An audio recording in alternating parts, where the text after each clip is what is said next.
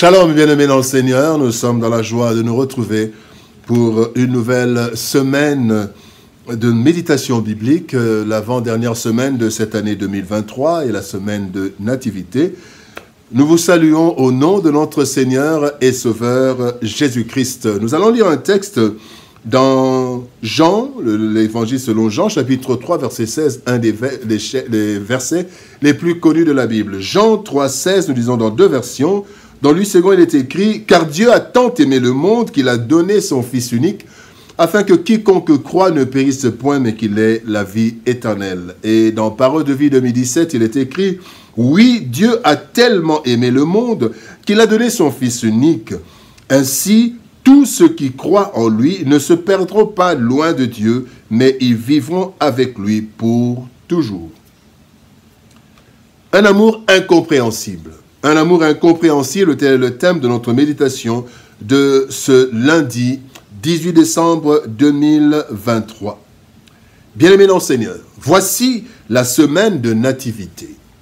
La première venue en chair de notre Seigneur Jésus-Christ est un événement lié à notre salut. Car si Christ n'était pas né, il ne pouvait pas non plus mourir. Et notre salut ne serait pas possible. En fait, Christ devait naître en chair d'une femme pour pouvoir véritablement prendre notre place à Golgotha. Le texte de ce jour nous révèle l'unique motivation de l'œuvre du salut dont le plan final a commencé par la venue du Christ. Nous allons commémorer la venue du Christ, la fête de Noël, dans quelques jours. Et nos méditations jusqu'au 25 décembre, le jour de Noël, porteront sur cet événement attendu depuis plus de 2000 ans. Aujourd'hui, nous allons parler de l'amour incompréhensible de Dieu et nous allons voir trois leçons. Première leçon de ce texte, déception du Créateur. Dans Genèse chapitre 3, verset 11, la Bible dit « Et l'Éternel Dieu dit, qui t'a appris que tu es nu? Est-ce que tu as mangé de l'arbre dont je t'avais défendu de manger ?»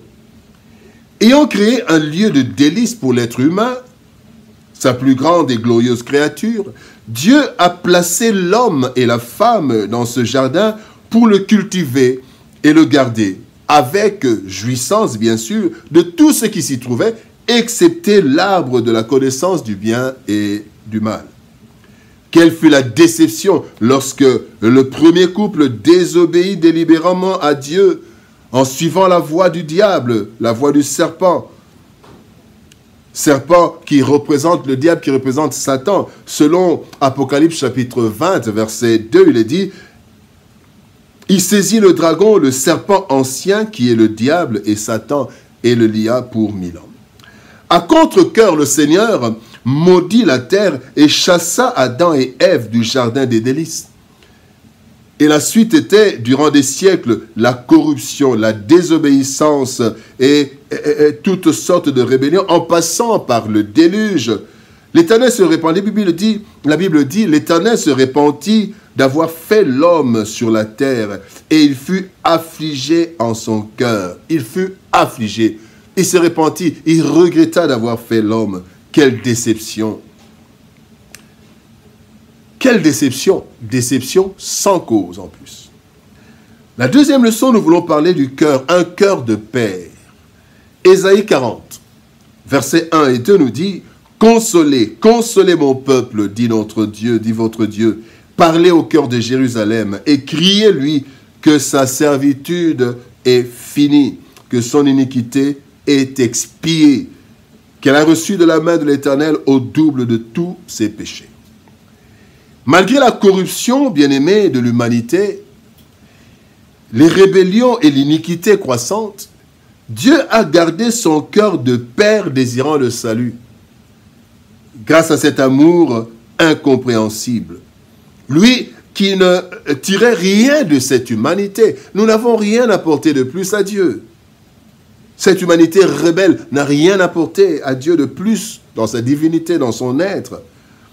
Voyons alors deux textes, entre plusieurs autres, qui nous montrent ce cœur de père qui veut du bien à ses enfants malgré la rébellion.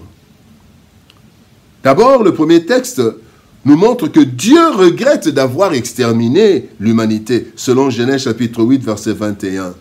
Il est dit, « Le Seigneur respire la bonne odeur du sacrifice et dit en son cœur, « Maintenant je ne maudirai plus le sol à cause des humains. C'est vrai, leur cœur désire faire le mal dès leur jeunesse, mais je ne détruirai plus tout ce qui est vivant comme je viens de le faire. » Et dans le deuxième texte, nous voyons que malgré les péchés de l'homme, Dieu reste patient comme un père qui aime. Il est dit dans 2 Pierre chapitre 3 verset 9, « Le Seigneur va bientôt accomplir sa promesse, donc la fin des temps. Pourtant, certains disent qu'il est en retard. En fait, il est patient avec vous. Il ne veut pas que certains meurent pour toujours, mais il veut que tous arrivent à changer leur vie. » Un cœur de père, malgré la rébellion des enfants, il est patient et il regrette d'avoir exterminé l'humanité. La troisième leçon, nous voulons parler d'une décision coûteuse. Décision coûteuse. Noël, la nativité était une décision coûteuse. Philippiens chapitre 2 verset 7 nous dit « Mais tout ce qu'il avait, il l'a laissé. Il s'est fait serviteur. Il est devenu comme les hommes. Et tous voyaient que c'était bien un homme. » La venue du Christ sur la terre était une décision coûteuse pour le Père et pour le Fils. Donner son Fils, comme Jean 3,16 dit, il a tant aimé le monde qu'il a donné son Fils. Donner son Fils semble simple, mais on pourrait le dire autrement. On pourrait dire Dieu a tant aimé le monde qu'il a livré son Fils entre les mains des méchants.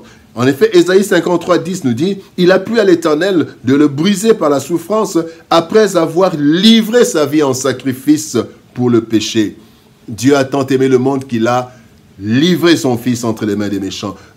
Donner veut dire aussi dépouiller son Fils. Dieu a tant aimé le monde qu'il a dépouillé son Fils de sa gloire.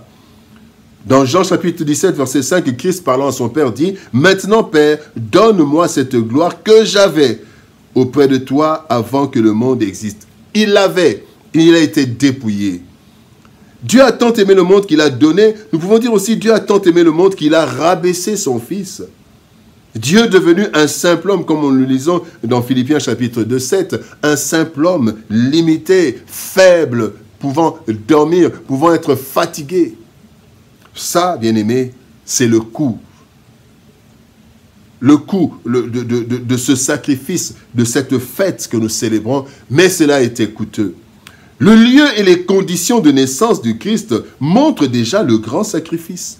Celui dont l'étoile était vue de loin par des savants, celui qui venait pour sauver le monde, n'a pas eu une vie de roi, bien qu'il soit roi, bien qu'il fût roi. Faire prendre au Christ la condition humaine avec toutes ses limitations était un véritable sacrifice coûteux pour Dieu. Mais il a accepté à cause de son amour incompréhensible, son amour de Père. Un amour incompréhensible. En retour de la désobéissance et de la mauvaise conduite de l'humanité suite à la corruption totale du monde, la réaction normale aurait été l'extermination de la race humaine, puisqu'elle n'apporte rien de plus à la divinité de l'Éternel. Cependant, ayant un amour incompréhensible à l'amour de Père, Dieu décide d'envoyer son Fils unique, innocent et pur, pour prendre la place des coupables impurs. Cette histoire du salut de Golgotha commence par la naissance du Christ dans une crèche. Noël, c'est le début de l'histoire de la croix. Prions. Éternel Père de gloire, Dieu Tout-Puissant, merci pour ton amour et ta bonté. Merci Seigneur, au Dieu de gloire, parce que c'est toi, Seigneur, ô Éternel, qui as donné ton Fils. Oui, tu l'as donné. Et ce don, Seigneur, ô Dieu de gloire, est un don qui a coûté cher à toi, à ton Fils. Et nous voulons, Seigneur, en cette semaine de nativité, nous souvenir de ce sacrifice que tu as consenti pour nous. Bénis cette semaine, bénis ton peuple, bénis, Seigneur de gloire, ta parole, et que toute la gloire te revienne.